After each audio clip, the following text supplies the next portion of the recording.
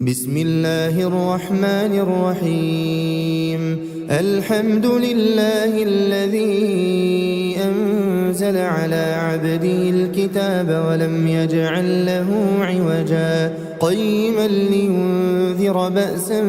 شديدا من لدنه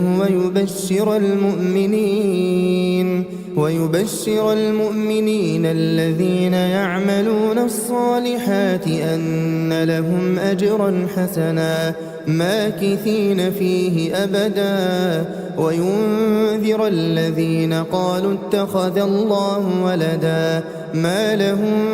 به من علم ولا لآبائهم كبرت كلمة تخرج من أفواههم إن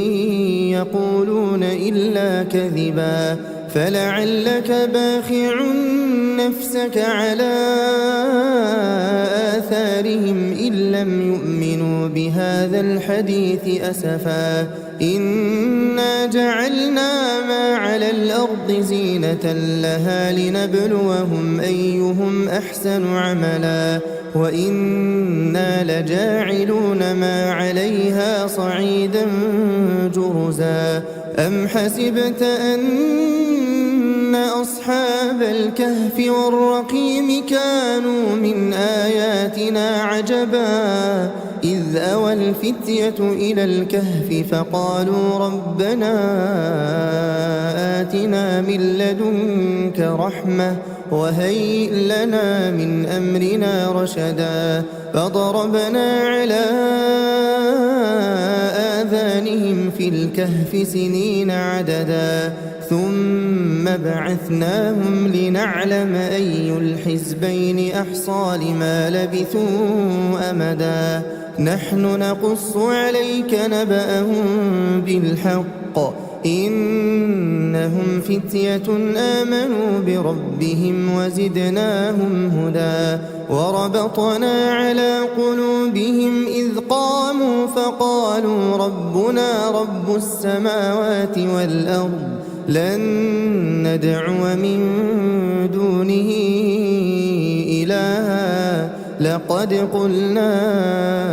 إذا شططا هؤلاء قومنا اتخذوا من دونه آلهة لولا يأتون عليهم بسلطان بين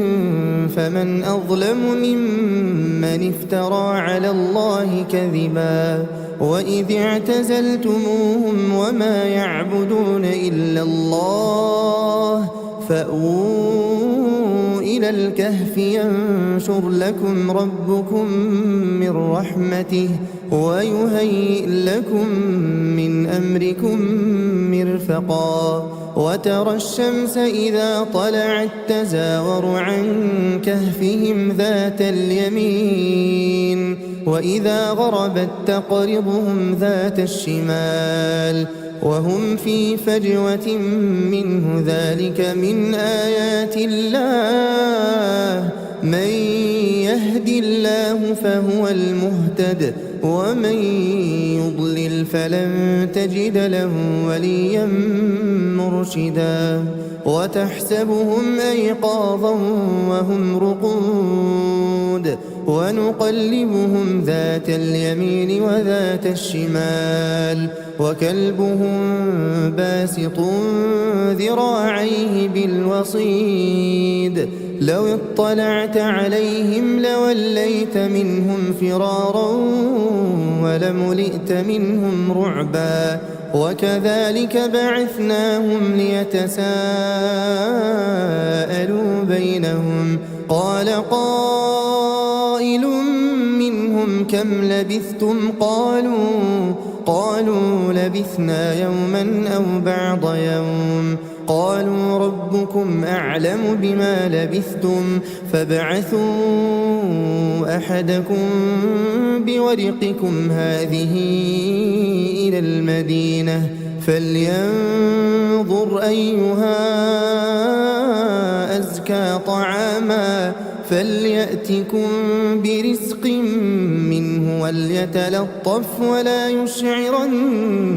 بكم أحدا إنهم إن يظهروا عليكم يرجموكم أو يعيدوكم في ملتهم ولن تفلحوا إذا أبدا وكذلك أعثرنا عليهم ليعلموا أن وعد الله حق وأن الساعة لا ريب فيها إذ يتنازعون بينهم أمرهم فقالوا بنوا عليهم بنيانا ربهم أعلم بهم قال الذين غلبوا على أمرهم لنتخذن عليهم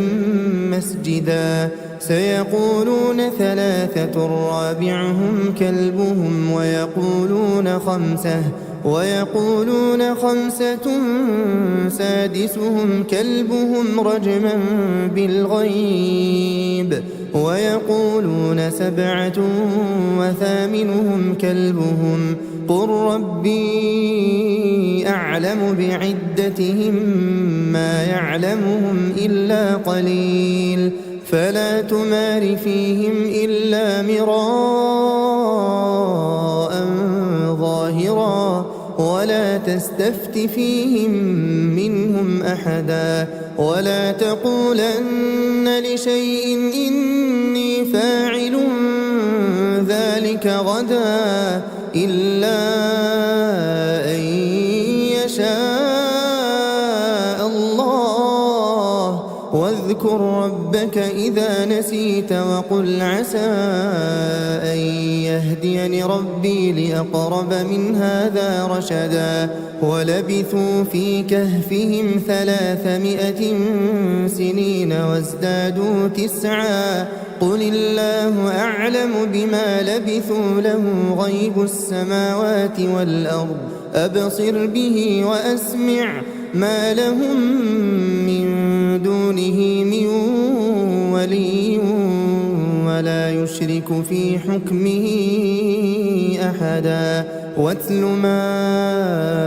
أوحي إليك من كتاب ربك لا مبدل لكلماته ولن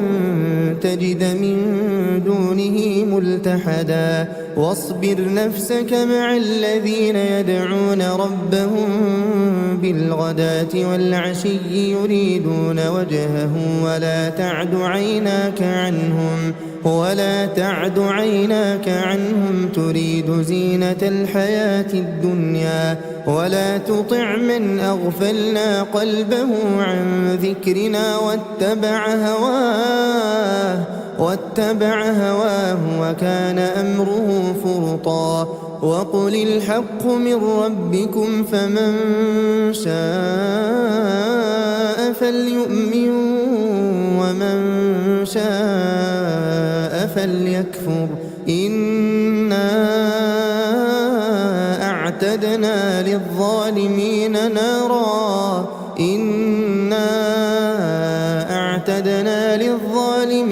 نارا أحاط بهم سرادقها وإن يستغيثوا يغاثوا بماء كالمهل يشوي الوجوه بئس الشراب وساءت مرتفقا إن الذين آمنوا وعملوا الصالحات إنا لا نضيع أجر من أحسن عملا أولئك لهم جنات عدن تجري من تحتهم الأنهار يحلون فيها من أساور من ذهب ويلبسون ثيابا خضرا من سندس واستبرق متكئين فيها على الأرائك نعم الثواب وحسنت مرتفقا واضرب لهم مثل الرجلين جعلنا لأحدهما جنتين من أعناب وحففناهما بنخل وجعلنا بينهما زرعا كلتا الجنتين آتت أكلها ولم تظلم منه شيئا وفجرنا خلالهما نهرا وكان له ثمر فقال لصاحبه وهو يحاوره أنا أكثر منك مالا وأعز نفرا ودخل جنته وهو ظالم لنفسه قال ما أظن أن تبيد هذه أبدا وما أظن الساعة قائمة ولئن رددت إلى ربي لأجدن خيرا منها منقلبا قال له صاحبه وهو يحاوره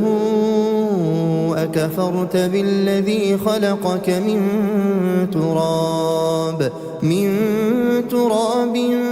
ثم من نطفة ثم سواك رجلا لكن هو الله ربي ولا أشرك بربي أحدا ولولا إذ دخلت جنتك قلت ما شاء الله لا قوة إلا بالله إن ترني أنا أقل منك مالا وولدا فعسى ربي أن يؤتيني خيرا من جنتك ويرسل عليها حسبانا من السماء فتصبح صعيدا زلقا أو يصبح ماؤها غورا فلن تستطيع له طلبا وأحيط بثمره فأصبح يقلب كفيه على ما أنفق فيها وهي خاوية على عروشها ويقول يا ليتني لم أشرك بربي أحدا ولم تكن له فئة ينصرونه من دون الله وما كان منتصرا هنالك الولاية لله الحق هو خير ثوابا وخير عقبا واضرب لهم مثل الحياة الدنيا كماء إن أنزلناه من السماء فاختلط به نبات الأرض فأصبح هشيما تذروه الرياح وكان الله على كل شيء مقتدرا المال والبنون زينة الحياة الدنيا والباقيات الصالحات خير عند ربك ثوابا وخير أملا ويوم نسير الجبال وترى الأرض بارزة وحشرناهم فلم نغادر منهم أحدا وعرضوا على ربك صفا لقد جئتمونا كما خلقناكم أول مرة بل زعمتم أن لن نجعل لكم موعدا ووضع الكتاب فترى المجرمين مشفقين مما فيه ويقولون يا ويلتنا ما لهذا الكتاب لا يغادر صغيرة ولا كبيرة إلا أحصاها ووجدوا ما عملوا حاضرا ولا يظلم ربك أحدا وإذ قلنا للملائكة اسجدوا لآدم فسجدوا إلا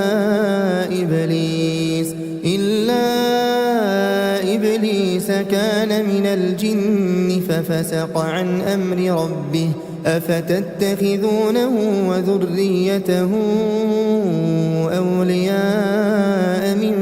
دوني وهم لكم عدو بئس للظالمين بدلا ما أشهدتهم خلق السماوات والأرض ولا خلق أنفسهم وما كنت متخذ المضلين عضدا ويوم يقول نادوا شركائي الذين زعمتم فدعوهم فلم يستجيبوا لهم وجعلنا بينهم موبقا ورأى المجرمون النار فظنوا أنهم مواقعوها ولم يجدوا عنها مصرفا ولقد صرفنا في هذا القرآن للناس من كل مثل وكان الإنسان أكثر شيء جدلا وما منع الناس أن يؤمنوا إذ جاءهم الهدى ويستغفروا ربهم إلا أن تأتيهم سنة الأولين أو يأتيهم العذاب قبلا وما نرسل المرسلين إلا مبشرين ومنذرين ويجادل الذين كفروا بالباطل ليدحضوا به الحق واتخذوا آياتي وما أنذروا هزوا ومن أظلم ممن ذكر بآيات ربه فأعرض عنها ونسي ما قدمت يداه إنا جعلنا على قلوبهم أكنة أن يفقهوه وفي آذانهم وقرا وإن تدعهم إلى الهدى فلن يهتدوا إذا أبدا وربك الغفور ذو الرحمة لو يؤاخذهم بما كسبوا لعجل لهم العذاب بل لهم موعد لن يجدوا من دونه موئلا وتلك القرى أهلكناهم لما ظلموا وجعلنا لمهلكهم موعدا وإذ قال موسى لفتاه لا أبرح حتى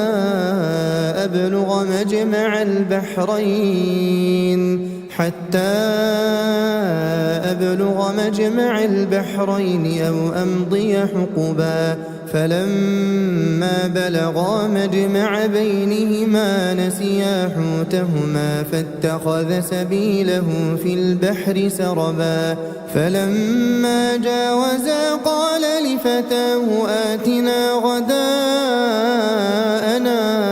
لقد لقينا من سفرنا هذا نصبا قال أرأيت إذ أوينا إلى الصخرة فإني نسيت الحوت وما أنسانيه إلا الشيطان أن أذكره واتخذ سبيله في البحر عجبا قال ذلك ما كنا نبغي فارتدا على آثارهما قصصا فوجدا عبدا من عبادنا آتيناه رحمة من عندنا وعلمناه من لدنا علما قال له موسى هل أتبعك على أن تعلمني مما علمت رشدا قال إنك لن تستطيع معي صبرا وكيف تصبر على ما لم تحط به خبرا قال ستجدني إن شاء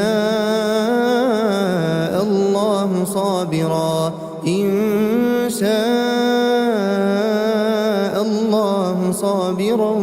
ولا أعصي لك أمرا قال فإن اتبعتني فلا تسألني عن شيء حتى أحدث لك منه ذكرا. فانطلقا حتى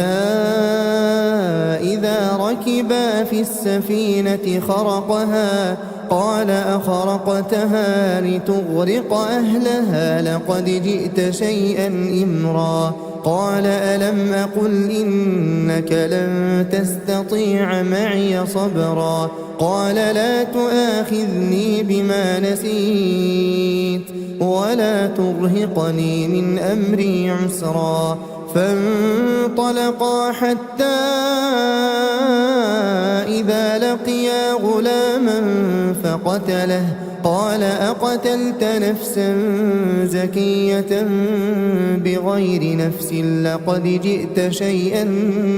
نكرا. قال ألم أقل لك إنك لن تستطيع معي صبرا. قال إن سألتك عن شيء بعدها فلا تصاحبني قد بلغت من لدني عذرا. فانطلقا حتى إذا أتيا أهل قرية استطعما أهلها فأبوا أن يضيفوهما فوجدا فيها جدارا يريد أن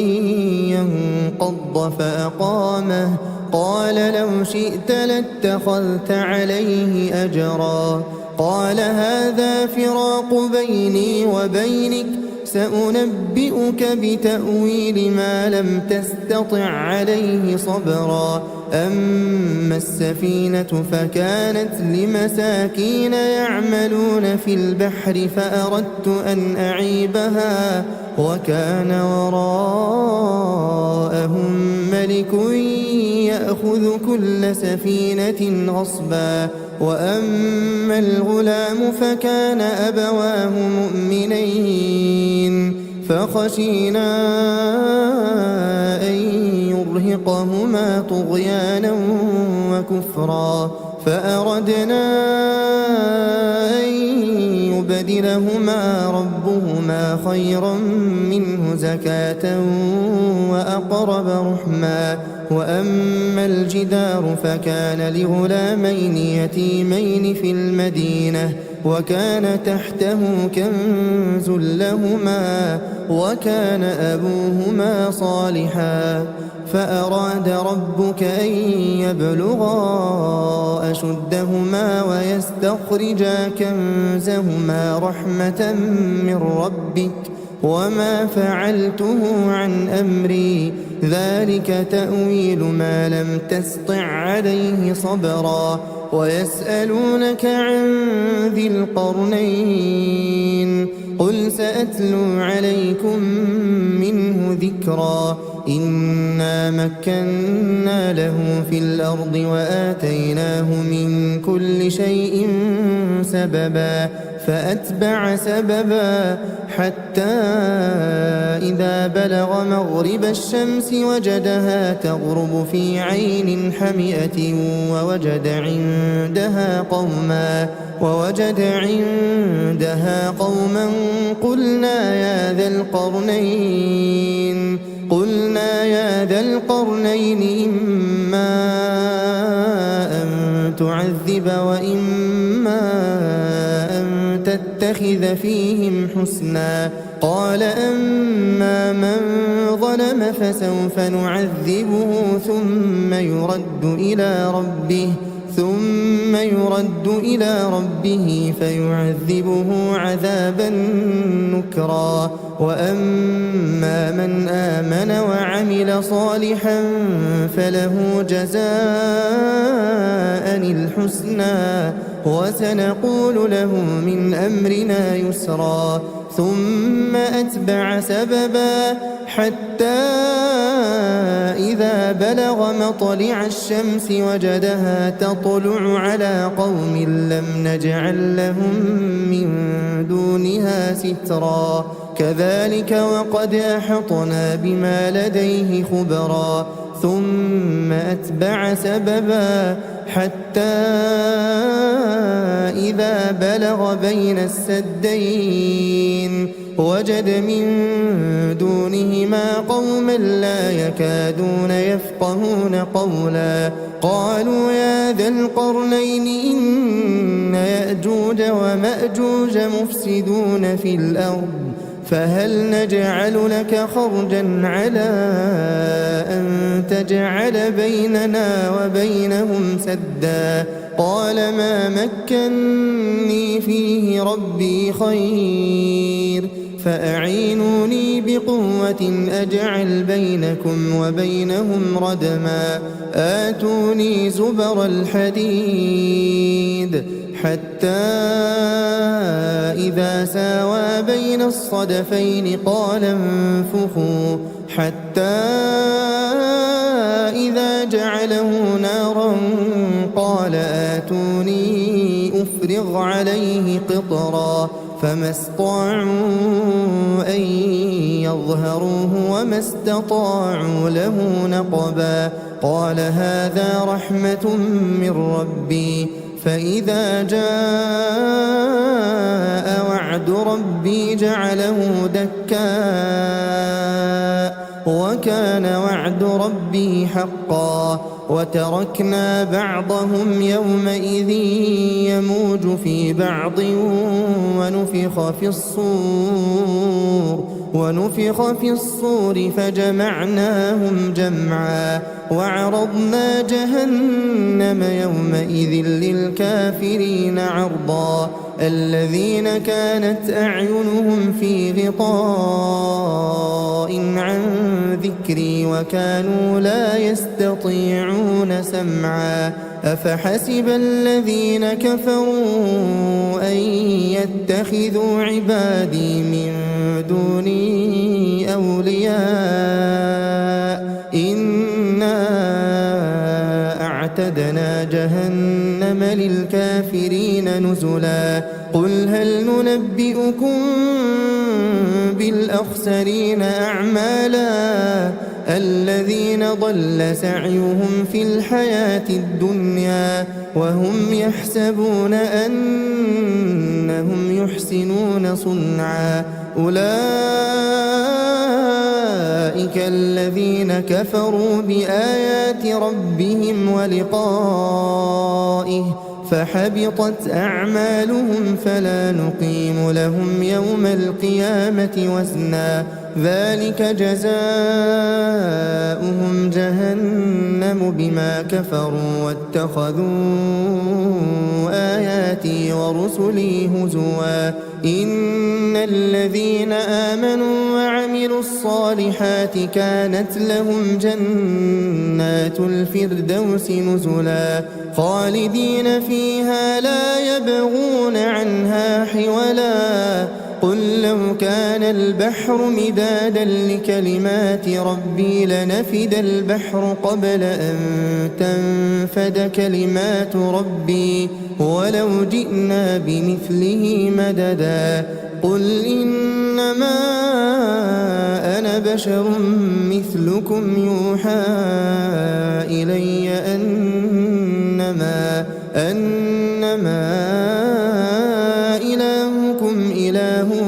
واحد فمن كان يرجو لقاء ربه فليعمل عملا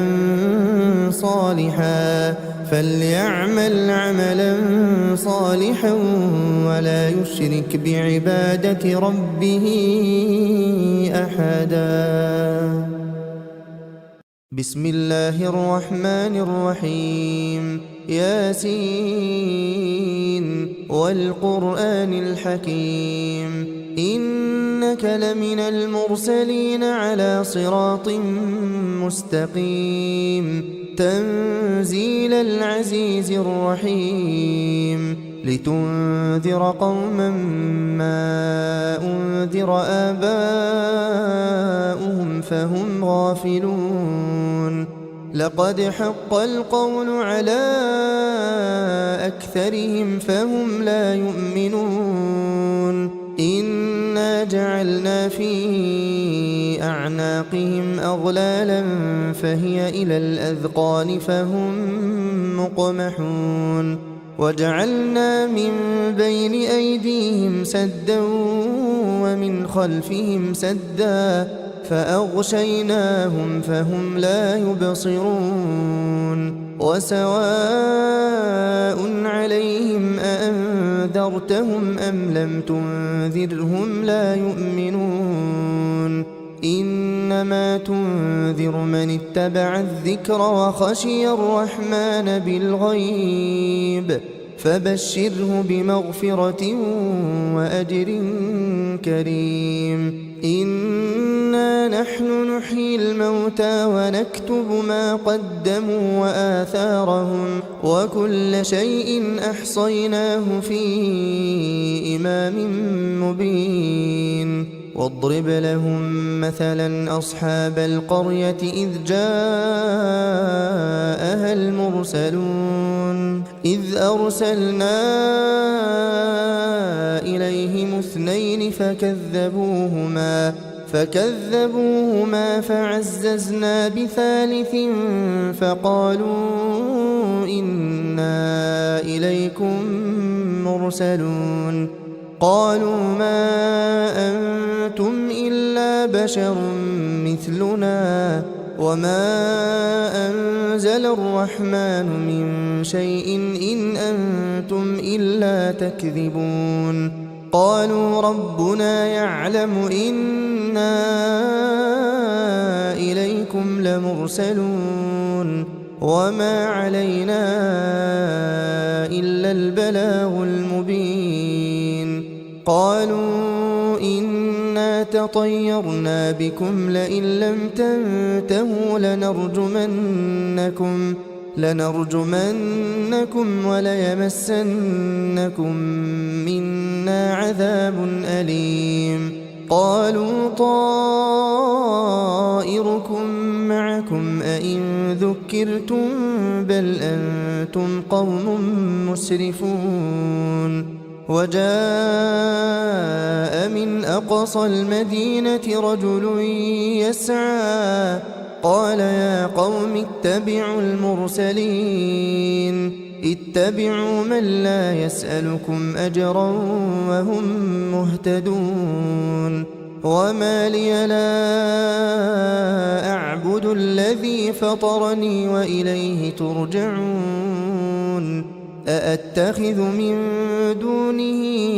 آلهة إن يردني الرحمن بضر لا تغن عني شفاعتهم شيئا ولا ينقذون إني إذا لفي ضلال مبين إني آمنت بربكم فاسمعون قيل ادخل الجنة قال يا ليت قومي يعلمون بما غفر لي ربي وجعلني من المكرمين وما أنزلنا على قومه من بعده من جند من السماء وما كنا منزلين إن كانت إلا صيحة واحدة فإذا هم خامدون يا حسرة على العباد ما يأتيهم من رسول إلا كانوا به يستهزئون ألم يروا كم أهلكنا قبلهم من القرون أنهم إليهم لا يرجعون وإن كل لما جميع لدينا محضرون وآية لهم الأرض الميتة أحييناها وأخرجنا منها حبا فمنه يأكلون وجعلنا فيها جنات من نخيل وأعناب وفجرنا فيها من العيون ليأكلوا من ثمره وما عملته أيديهم أفلا يشكرون سبحان الذي خلق الأزواج كلها مما تنبت الأرض ومن أنفسهم ومما لا يعلمون وآية لهم الليل نسلخ منه النهار فإذا هم مظلمون والشمس تجري لمستقر لها ذلك تقدير العزيز العليم والقمر قدرناه منازل حتى عاد كالعرجون القديم لا الشمس ينبغي لها أن تدرك القمر ولا الليل سابق النهار وكل في فلك يسبحون وآية لهم أنا حملنا ذريتهم في الفلك المشحون وخلقنا لهم من مثله ما يركبون وإن نشأ نغرقهم فلا صريخ لهم ولا هم ينقذون إلا رحمة منا ومتاعا إلى حين وإذا قيل لهم اتقوا ما بين أيديكم وما خلفكم لعلكم ترحمون وما تأتيهم من آية من آيات ربهم إلا كانوا عنها معرضين وإذا قيل لهم أنفقوا مما رزقكم الله قال الذين كفروا للذين آمنوا أنطعم من لو يشاء الله أطعمه إن أنتم إلا في ضلال مبين ويقولون متى هذا الوعد إن كنتم صادقين ما ينظرون إلا صيحة واحدة تأخذهم وهم يخصمون فلا يستطيعون توصية ولا إلى أهلهم يرجعون ونفخ في الصور فإذا هم من الأجداث إلى ربهم ينسلون قالوا يا ويلنا من بعثنا من مرقدنا هذا ما وعد الرحمن وصدق المرسلون إن كانت إلا صيحة واحدة فإذا هم جميع لدينا محضرون فاليوم لا تظلم نفس شيئا ولا تجزون إلا ما كنتم تعملون إن أصحاب الجنة اليوم في شغل فاكهون هم وأزواجهم في ظلال على الأرائك متكئون لهم فيها فاكهة ولهم ما يدعون سلام قولا من رب رحيم وامتازوا اليوم أيها المجرمون ألم أعهد إليكم يا بني آدم ألا تعبدوا الشيطان إنه لكم عدو مبين وأن اعبدوني هذا صراط مستقيم ولقد أضل منكم جبلا كثيرا أفلم تكونوا تعقلون هذه جهنم التي كنتم توعدون اصلوها اليوم بما كنتم تكفرون اليوم نختم على أفواههم وتكلمنا أيديهم وتشهد أرجلهم بما كانوا يكسبون ولو نشاء لطمسنا على أعينهم فاستبقوا الصراط فأنى يبصرون ولو نشاء لمسخناهم على مكانتهم فما استطاعوا مضيا ولا يرجعون ومن نعمره ننكسه في الخلق أفلا يعقلون وما علمناه الشعر وما ينبغي له إن هو إلا ذكر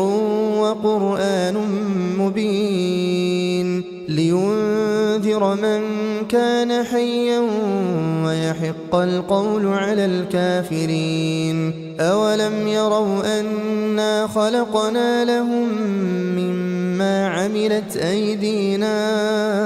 أنعاما فهم لها مالكون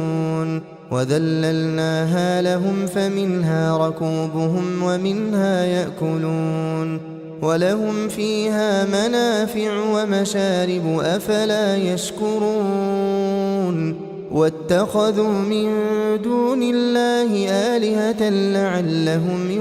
ينصرون لا يستطيعون نصرهم وهم لهم جند محضرون فلا يحزنك قولهم إنا نعلم ما يسرون وما يعلنون أولم ير الإنسان أنا خلقناه من نطفة فإذا هو خصيم مبين وضرب لنا مثلا ونسي خلقه قال من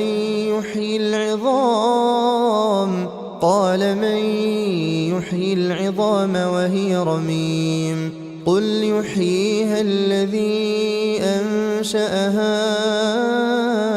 أول مرة وهو بكل خلق عليم الذي جعل لكم من الشجر الأخضر نارا فإذا أنتم منه توقدون أوليس الذي خلق السماوات والأرض بقادر على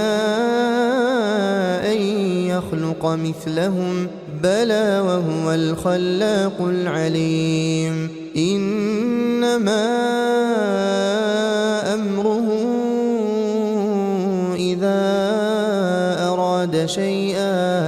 إذا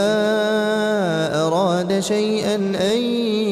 يقول له كن فيكون فسبحان الذي بيده ملكوت كل شيء وإليه ترجعون بسم الله الرحمن الرحيم الرحمن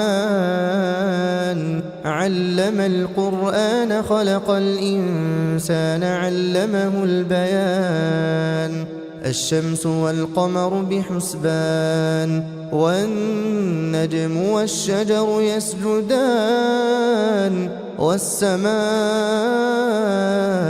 رفعها ووضع الميزان ألا تطغوا في الميزان وأقيموا الوزن بالقسط ولا تخسروا الميزان والأرض وضعها للأنام فيها فاكهة والنخل ذات الأكمام والحب ذو العصف والريحان فبأي آلاء ربكما تكذبان خلق الإنسان من صلصال كالفخار وخلق الجان من مارج من نار فبأي آلاء ربكما تكذبان رب المشرقين ورب المغربين فبأي آلاء ربكما تكذبان مرج البحرين يلتقيان بينهما برزخ لا يبغيان فبأي آلاء ربكما تكذبان يخرج منهما اللؤلؤ والمرجان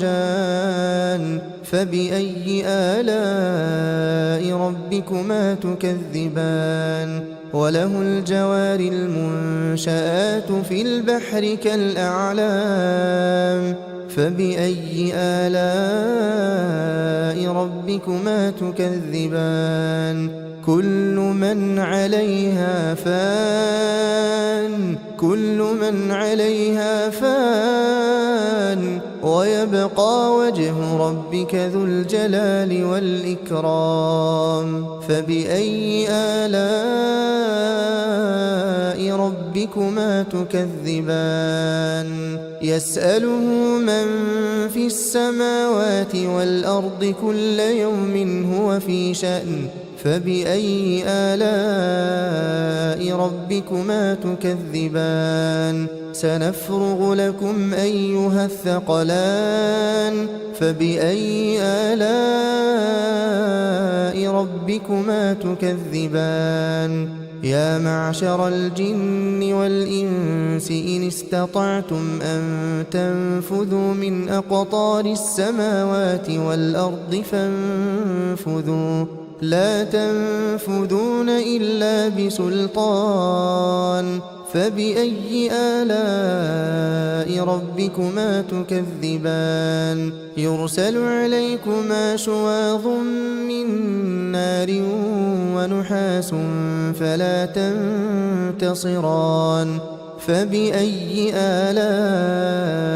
ربكما تكذبان فإذا انشقت السماء فكانت وردة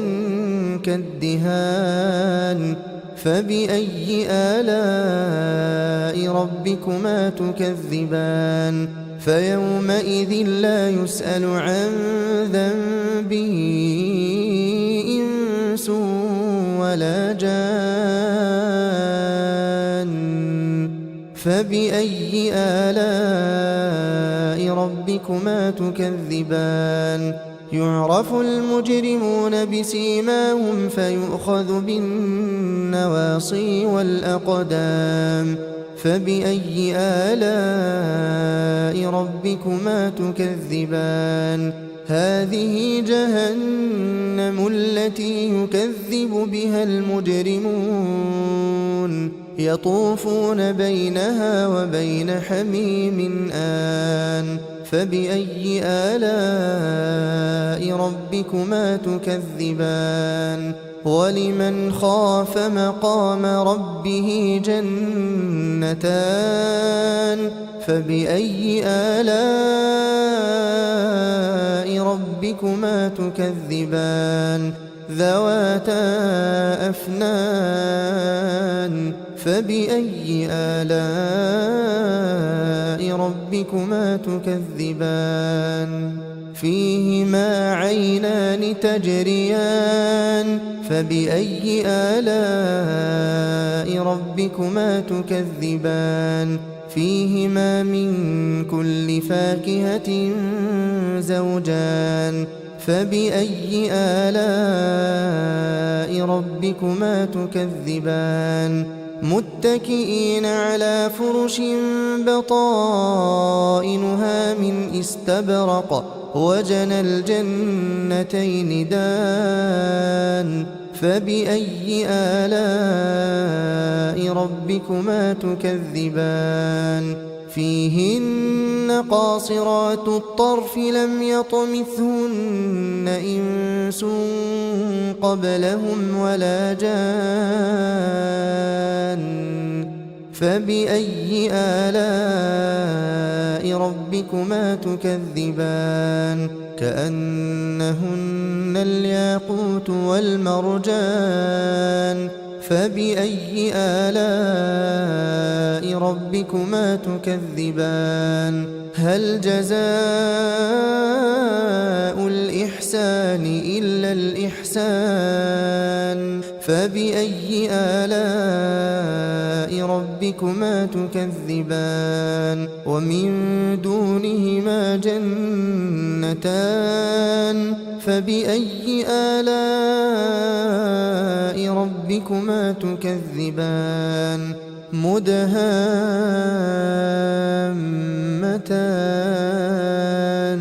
فبأي آلاء ربكما تكذبان فيهما عينان نضاختان فبأي آلاء ربكما تكذبان فيهما فاكهة ونخل ورمان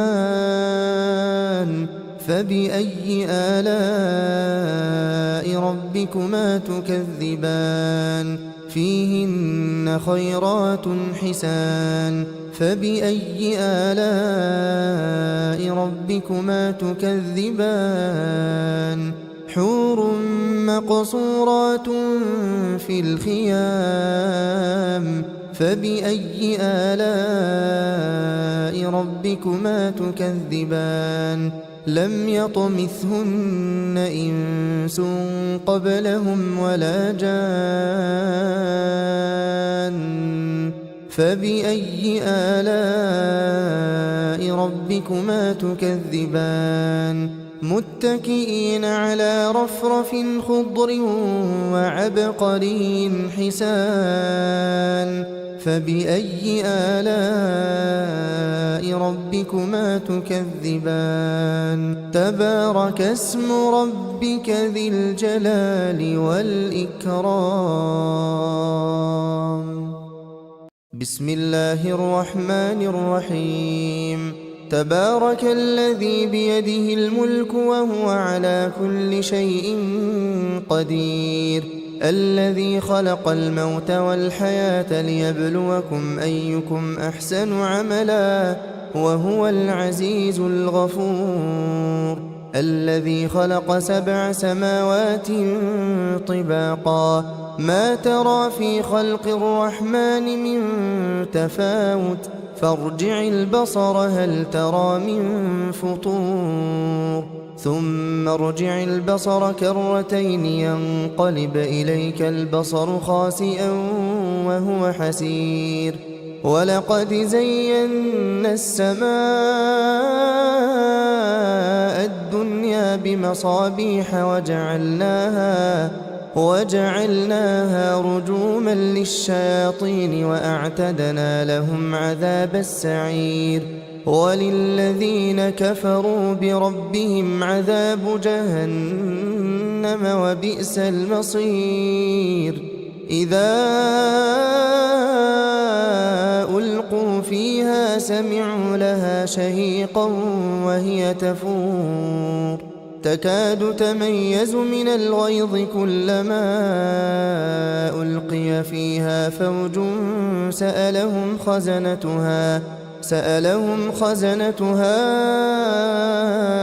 ألم يأتكم نذير قالوا بلى قد جاءنا نذير فكذبنا وقلنا ما نزل الله من شيء إن أنتم إلا في ضلال كبير وقالوا لو كنا نسمع أو نعقل ما كنا في أصحاب السعير فاعترفوا بذنبهم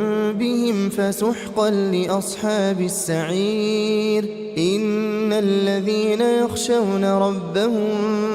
بالغيب لهم مغفرة وأجر كبير وأسروا قولكم أو اجهروا به إنه عليم بذات الصدور ألا يعلم من خلق وهو اللطيف الخبير هو الذي جعل لكم الأرض ذلولا فامشوا في مناكبها وكلوا من رزقه وإليه النشور أأمنتم من في السماء أن يخسف بكم الأرض فإذا هي تمور أم أمنتم من في السماء أن يرسل عليكم حاصبا فستعلمون كيف نذير ولقد كذب الذين من قبلهم فكيف كان نكير أولم يروا إلى الطير فوقهم صافات ويقبضن ما يمسكهن إلا الرحمن إنه بكل شيء بصير أمن هذا الذي هو جند لكم ينصركم من دون الرحمن إن الكافرون إلا في غرور أمن هذا الذي يرزقكم إن أمسك رزقه بل لجوا في عتو ونفور أفمن يمشي مكبا على وجهه أهدى أمن يمشي سويا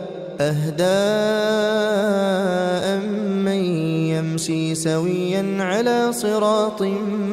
مستقيم قل هو الذي أنشأكم وجعل لكم السمع والأبصار والأفئدة قليلا ما تشكرون قل هو الذي ذرأكم في الأرض وإليه تحشرون ويقولون متى هذا الوعد إن كنتم صادقين قل إنما العلم عند الله وإنما أنا نذير مبين فلما رأوه زلفة سيئت وجوه الذين كفروا وقيل هذا الذي كنتم به تدعون قل أرأيتم إن أهلكني الله ومن معي أو رحمنا فمن يجير الكافرين من عذاب أليم قل هو الرحمن آمنا به وعليه توكلنا فستعلمون من هو في ضلال مبين قل أرأيتم إن أصبح ماؤكم غورا فمن يأتيكم بماء معين بسم الله الرحمن الرحيم إذا وقعت الواقعة ليس لوقعتها كاذبة خافضة رافعة إذا رجت الأرض رجا وبست الجبال بسا فكانت هباء منبثا وكنتم أزواجا ثلاثة فأصحاب الميمنة ما أصحاب الميمنة وأصحاب المشأمة ما أصحاب المشأمة والسابقون السابقون أولئك المقربون في جنات النعيم ثلة من الأولين وقليل من الآخرين على سرر موضونة متكئين عليها متقابلين يطوف عليهم ولدان مخلدون بأكواب وأباريق وكأس من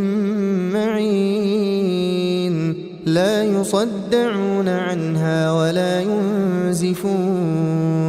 وفاكهة مما يتخيرون ولحم طير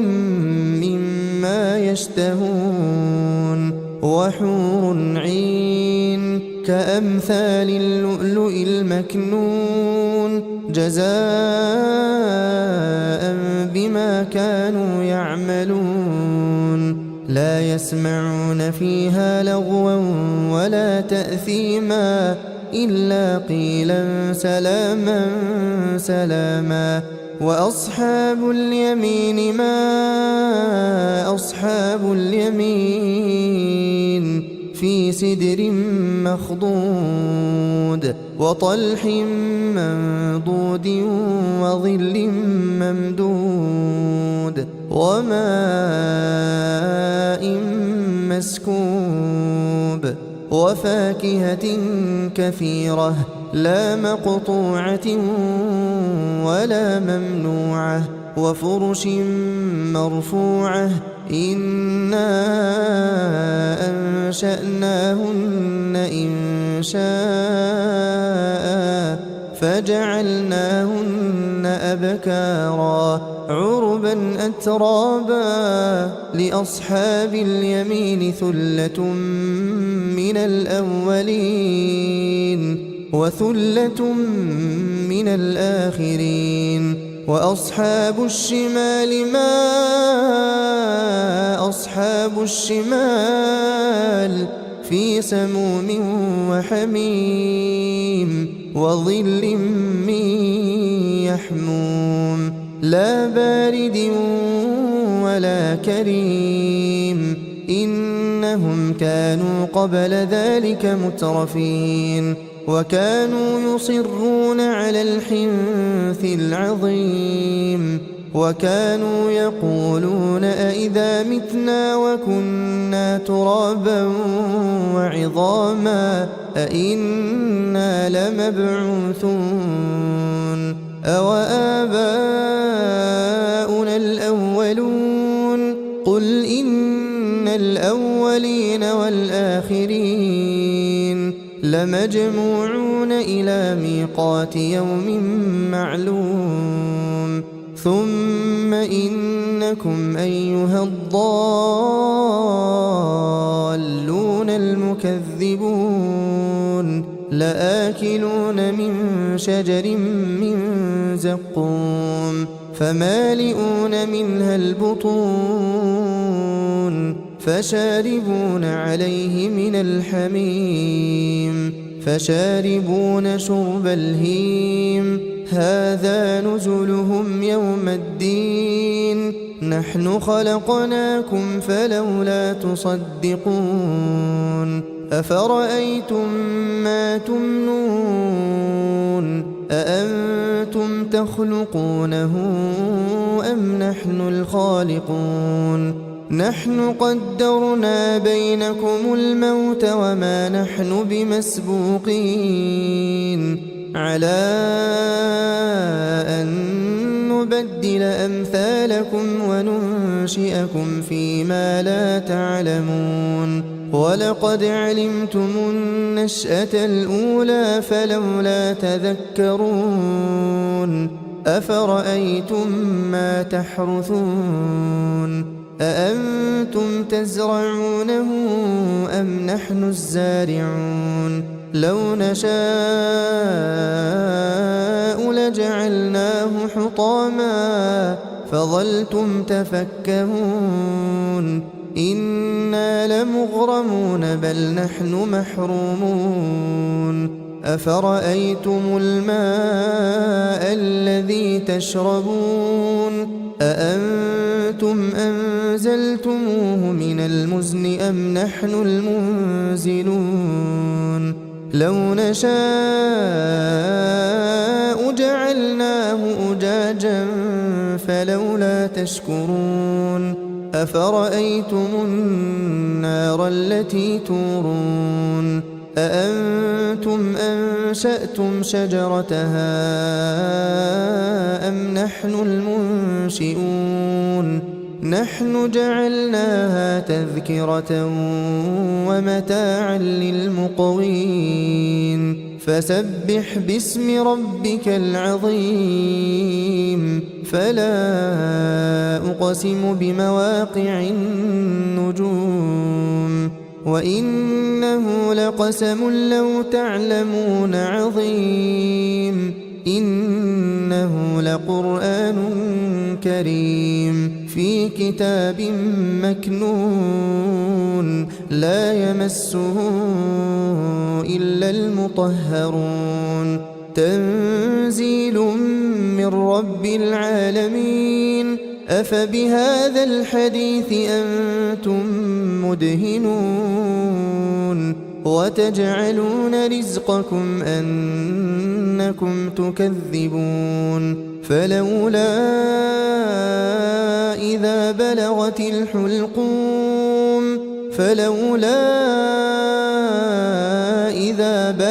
الحلقوم وأنتم حينئذ تنظرون ونحن أقرب إليه منكم ولكن لا تبصرون فلولا إن كنتم غير مدينين ترجعونها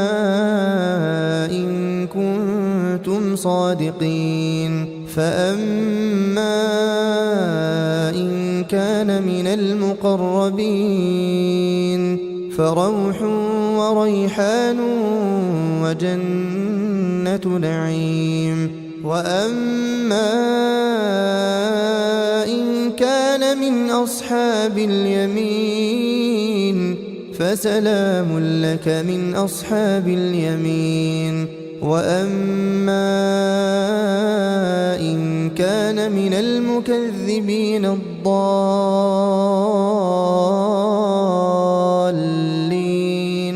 فنزل من حميم وتصلية جحيم إن هذا لهو حق اليقين فسبح باسم ربك العظيم.